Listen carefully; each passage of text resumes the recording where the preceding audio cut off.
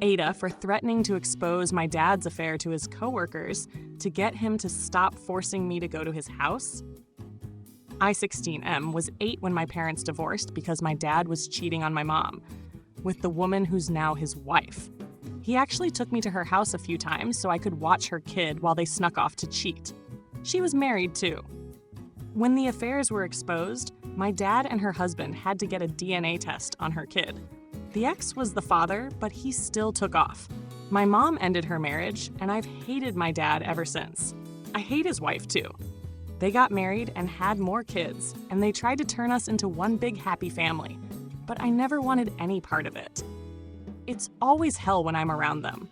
I don't like or respect either of them, and they know it. I won't help them with anything, even the smallest stuff. Since the divorce, I've always wanted to live only with my mom. I was in therapy until a few months ago, and all it really did was help me realize how much I want to go no contact with my dad. He keeps fighting to have me around, though. The judge doesn't listen to me in court. Being 16 doesn't give me much say, and my mom could lose custody if I flat out refuse to go to my dad's house. After the last court date, my dad told me I need to forgive and move on. He said I was hurting the other kids by making it obvious I don't want to be part of the family. I told him I'm not forgiving anything. I said it was disgusting that he involved me in his affair, and that his wife was disgusting for thinking she's anything more to me than the woman he cheated with. He said if she's trash, then he must be trash too. I said, yeah. He and his wife tried again to get me to come around. She said the kids see me as their real brother and would be crushed to know I don't care about them. I told her that's her and my dad's problem.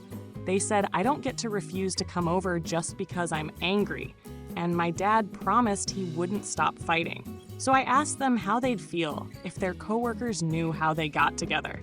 Their coworkers come over most Friday nights. None of them know about the affair. I told my dad if he didn't let me stop going to his house, I'd tell them. I didn't care who heard. They said I couldn't do that, but I told him I was serious. That's how badly I want to be done with him. He let me go home that night, and I haven't been back since. But now he won't stop complaining to my mom. She had to mute him because he keeps texting her over and over. I saw a few of the messages. He says I went too far, threatening to expose them. He even got my aunt, his sister, to tell me I crossed a line, that I might hurt the kids and even cost them their jobs or something. I don't really see how that works, but that's what she said. She told me I should have handled it more maturely. Second story. Aita for yelling at my wife when she didn't back me up after our friend almost pushed me into a pool. I, 34M, have never been a strong swimmer. I can tread water if necessary, but I generally avoid swimming whenever possible. This is something my wife, Anna, 32F, knows and has always respected. Last weekend, we were at a barbecue at our friends Dave and Sarah's house. They have a nice backyard pool, and most people were planning to swim. I politely declined when everyone started changing into swimwear, saying I'd just hang out by the pool. My wife went swimming with the others while I relaxed from a safe distance. After about an hour, my friend Dave started insisting I join them. I kept saying no, explaining that I wasn't comfortable swimming. He laughed it off and said, "Come on, don't be boring." I continued to refuse, growing increasingly uncomfortable with his pressure. Things escalated when Dave came toward me with a mischievous grin, saying, "Sometimes you just need a little push." He actually grabbed my arm and started pulling me toward the pool. I panicked and pulled away, nearly falling in the process. I was genuinely frightened and shouted at him to stop. What upset me the most was that my wife was right there, watching it happen, and she said nothing. She was laughing along with everyone else like it was just a joke. I felt completely betrayed that she didn't step in, knowing how uncomfortable I am with swimming. After we got home, I confronted her. I'll admit I raised my voice quite a bit. I said something like, "How could you just stand there while Dave was trying to force me into the pool? You know I hate swimming. You're supposed to have my back."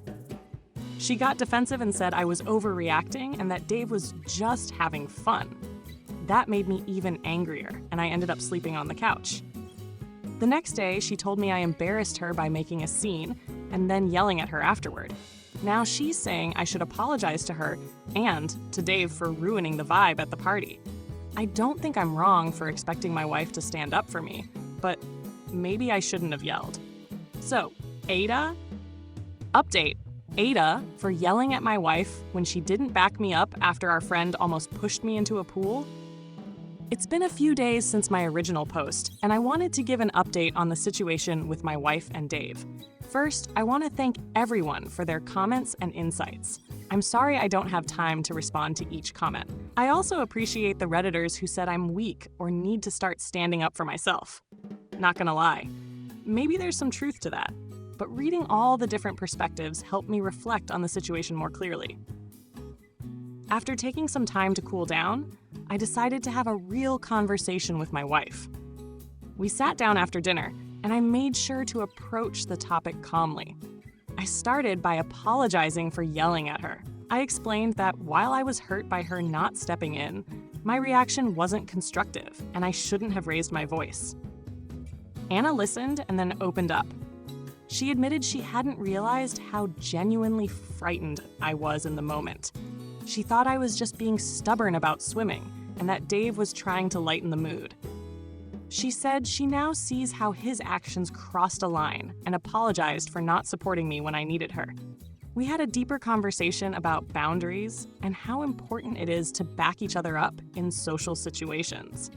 She promised to be more attentive to situations that make me uncomfortable, and I promised to communicate my feelings before they escalate to shouting. It ended up being a really productive conversation that brought us closer. As for Dave, he called me the other day.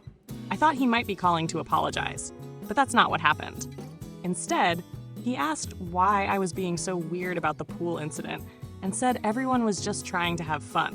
When I tried explaining how his actions made me feel unsafe, he dismissed it and told me I needed to lighten up and learn to take a joke. I kept my cool and told him firmly that trying to force someone into the water after they've repeatedly said no isn't a joke. It's disrespectful and potentially dangerous. He scoffed and changed the subject to some upcoming basketball game. My wife and I have decided to take a break from hanging out with Dave for a while. Anna completely supports this decision now that she understands how serious the situation was for me. We're planning to spend more time with friends who respect boundaries instead. I'm relieved that my wife and I are on the same page now, even if Dave still doesn't get it. Sometimes you realize which relationships are worth putting the work into, and which ones might need to be reconsidered.